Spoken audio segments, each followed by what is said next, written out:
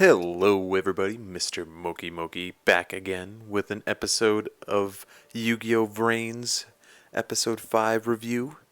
I just wanted to start by saying that I wish that Crunchyroll would give Canada Vrains subs, but for right now, America only gets them. So if you're lucky enough to live in America and get yourself some nice Crunchyroll action for Yu-Gi-Oh! Vrains, then feel free to support it because that's awesome.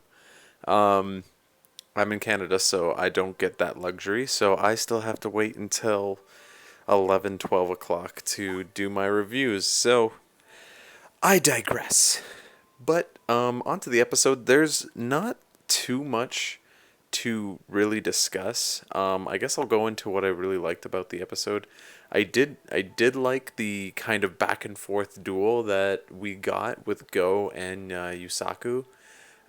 Between T Code Talker getting up and then Great Ogre always getting up, it was pretty symbolic, and I really liked it.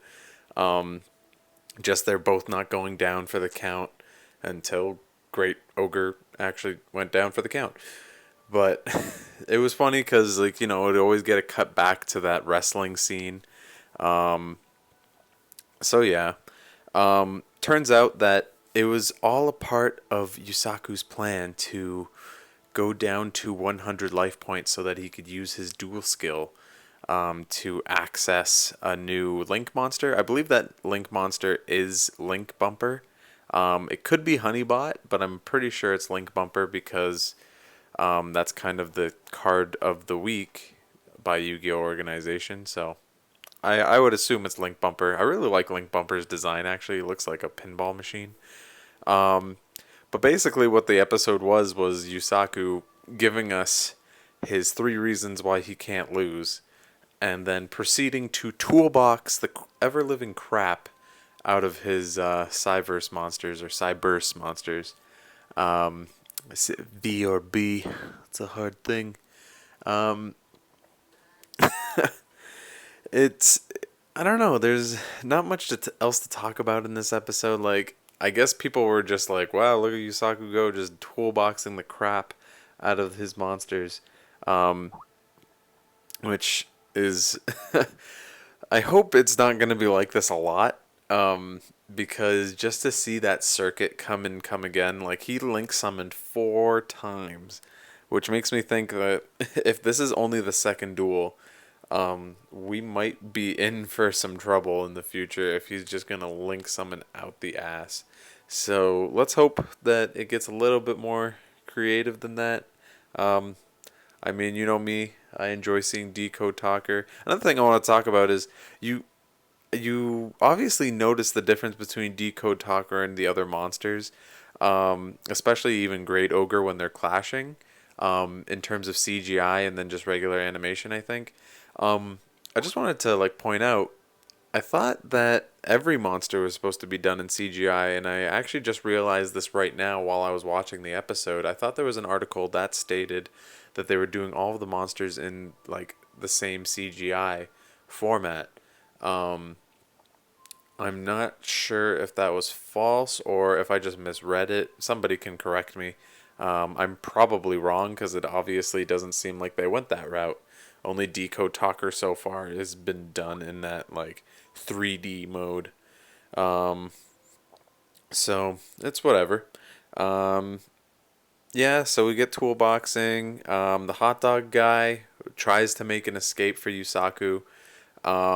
And he surprisingly does not take the exit. So I was, I was happy to see that, but it actually, at the end, we get to see that Yusaku actually enjoyed the duel. And one of my favorite lines from this episode was AI or Ignis saying, like, "Hey, he's happy, yet he lost, and you won, but you're not happy," which I thought was pretty symbolic. Um, Yusaku says that he wishes that this duel went on a little bit longer, or sometimes you wish that duels never ended, something along those lines. Um, yeah, which I guess actually gives us more insight, and that's kind of what I liked about this episode. is maybe we get a little bit more insight in how Yusaku views dueling. Maybe he doesn't exactly hate dueling, but maybe he hates the fact that he's forced to use dueling as a weapon now, to fight against the Knights of Hanoi and SOL Technologies or Soul Technologies. And maybe that's what he hates about it now, because now he's forced to use dueling as a weapon. And I see a lot of parallels people draw between Yusaku and Yusei. And while I can understand those parallels, I actually don't think that we can actually compare Yusaku to Yusei at all. In fact, I would actually not agree with that. I don't think Yusaku is anything like we've ever seen before in a protagonist. He's very different. And it's interesting because I think that really opens up for character development later on. He wishes that the duel lasted forever, which means that he actually had fun while dueling, and he does crack a smile while he's fighting Go. And I guess it really speaks to Go's character because honestly, like, he was able to crack a smile on Playmaker and make him enjoy the duel. Even though it wasn't like, I guess it wasn't life threatening really, but he did still have the potential to lose Ignis, though I guess that really wasn't Go's goal. I guess maybe Yusaku just felt like it was more fun because he felt like Go was just after a challenge, not to steal everything away from him. So maybe he felt a little bit more relaxed during the duel. Nevertheless, he's not happy that the duel was over. So perhaps Yusaku does want to enjoy dueling, just the position that he's forced to be in, the position or the revenge that he wants to take makes dueling turn into a weapon. And it makes me think about Yuma, who in Zexal or Zeal, just like anybody who used dueling as a weapon, he would be against that. So it's funny to see Yusaku, who's completely like on the other side, use like dueling as a tool to just get his revenge, or yeah, like try to succeed in his goals, which is probably something he doesn't want to do, but he's forced to do because of what he wants. But that's just my speculation. Um, Other than that, I guess that's really it for the episode, though.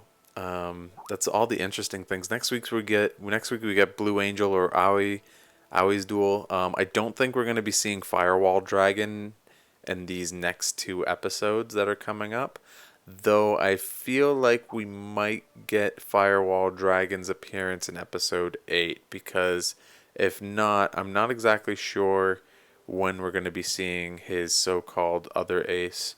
But it's going to have to be sometime in the future, else this would be a really long time before we'd actually see a protagonist ace monster.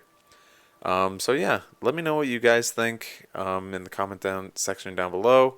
Remember to like, comment, and subscribe if you did. And I'll see you guys later. Peace.